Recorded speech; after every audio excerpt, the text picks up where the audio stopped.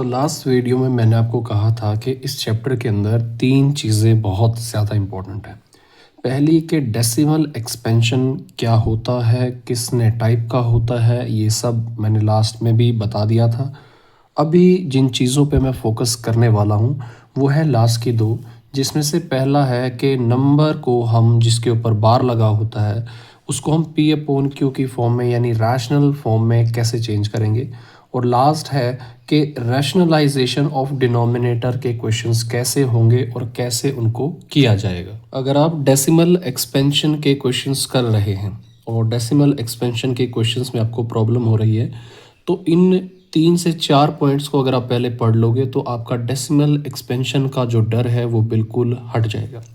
पहला पॉइंट जो याद रखने लायक है कि if factors of the denominator contains only 2 and 5 और इधर 2 और 5 then it is always terminating.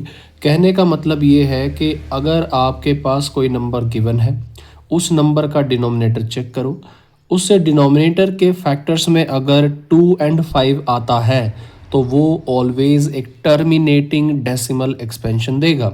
लेकिन अगर 2 and 5 में से कोई अकेला 2 या फिर अकेला 5 भी मौजूद है तो भी वो टर्मिनेटिंग डेसिमल एक्सपेंशन देगा। ये सारी चीज़ें मैं पेपर पे बताऊंगा, अभी बस मेरी बातों पे ध्यान रखते रहना।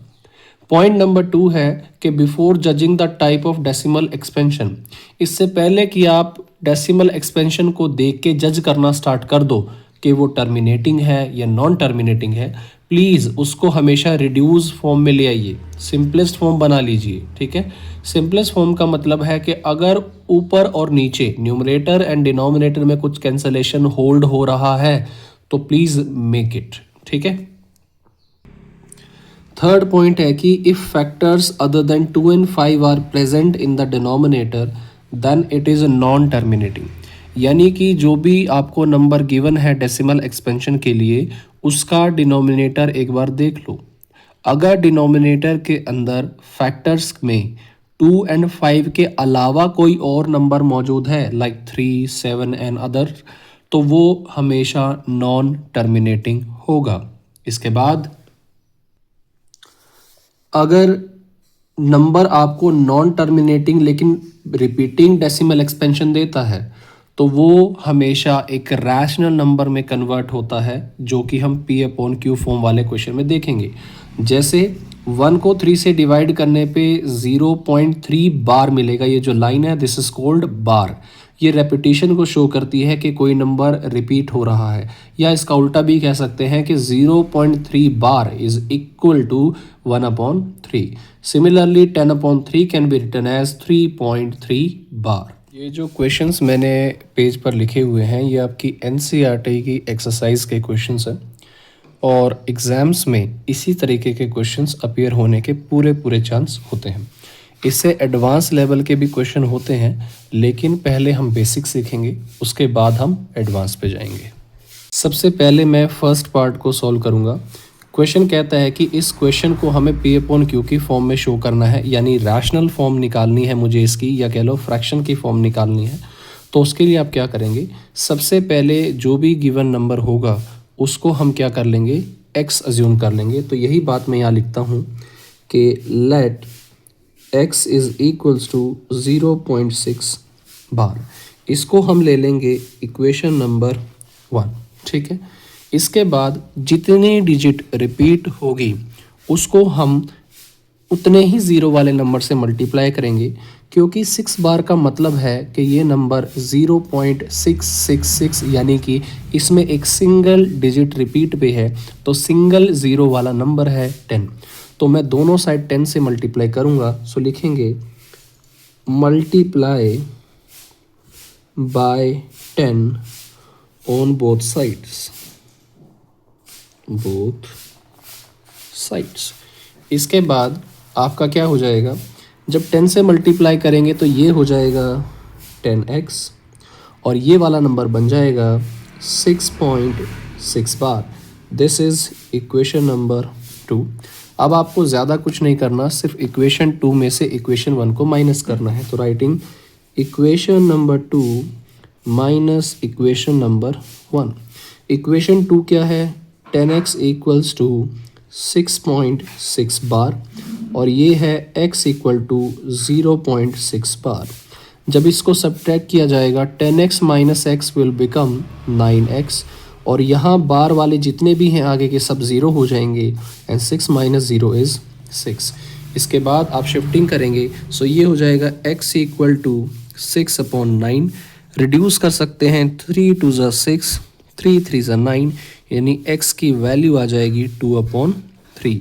तो ये हो गया आपका आंसर। हो सकता है पिछले वाला मेथड किसी को समझ ना आया हो, उसी मेथड को मैं थोड़ा सा इलेबरेट करके आपको बताता हूँ।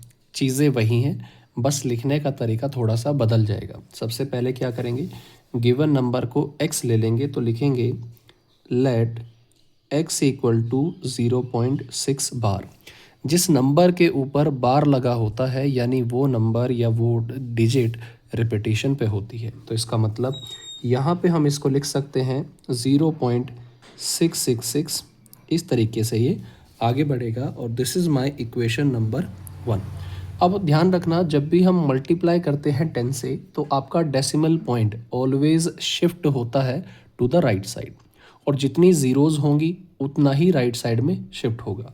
तो मैं यहाँ मल्टीप्लाई करूँगा 10 से क्योंकि सिंगल डिजिट रिपीट पे है, तो मैं लिखूँगा multiply by 10 on both sides. ठीक है, तो जब यहाँ मल्टीप्लाई करेंगे 10 से इट विल बिकम 10x और ये जो पॉइंट है यहाँ से एक डिजिट शिफ्ट होके यहाँ आ जाएगा, सो ये बनेगा 6.666 इस तरीके से। Equation number 2। अब हो सकता है किसी के मन में डाउट है सर यहाँ 4 जो है 6 थे, यहाँ आपने डॉट के बाद फिर से 4 लगा दिए, तो आप ध्यान रखना आगे डॉटेड लाइन है मतलब बहुत सारे 6 हैं, आप ऐसे लिख सकते हो आराम से। ठीक है, अब सेम वही प्रोसेस करना है आपने। क्या लिखेंगे कि इक्वेशन नंबर 2 में से इक्वेशन नंबर 1 को माइनस कीजिए। सेकंड वाली है 10x इक्वल टू 6.666, इस तरीके से आगे बढ़ेगी और पहले वाली है x इक्वल टू 0.666, इस तरीके से आगे बढ़ेगी। जब इसको माइनस करोगे तो इसमें से माइनस करने पे आपके पास क्या आएगा, तो आपको यहाँ से माइनस करने पे मिलेगा 9x। ये 6 माइनस 6 करते हुए जब आप आओगे तो ये सब ज़ीरो हो चुके होंगे। 6 माइनस ज़ीरो क्या होगा 6, यानी आपको मिलेगा 6.00। 6.00 का मतलब 6 है, यानी आप बन गए या नंबर बन गया 6x equal to 9x equal to 6। तो x इक्वल टू क्या हो जाएगा 6/9। आप रिड्यूस करें, रिड्यूस करने के बाद आपका आंसर आएगा 2/3 सेम एज। तो पहले की ही तरह सबसे पहले हमारा काम रहेगा इसको x अज्यूम कर लेना। तो हम लिखते हैं let x is equal to 0.47 bar. अब यहाँ पे एक बात चीज़ ध्यान देने लायक है कि जो बार लगा हुआ है वो 7 के ऊपर है, 4 के ऊपर नहीं है, यानी रिपीटिशन में सिर्फ 7 होगा 4 नहीं होगा। तो इसी नंबर को हम ऐसे भी लिख सकते हैं 0.4 एंड 7 ऑन द रिपीटिशन। ठीक है, ये इस तरीके से इसे हम ले लेंगे इक्वेशन नंबर 1। लेकिन अगर आपको याद हो तो हमने क्या किया था, वहाँ पे जब रिपीटिशन पे होता है तो उसके जस्ट बिफोर यानी इससे जस्ट पहले पॉइंट होता है।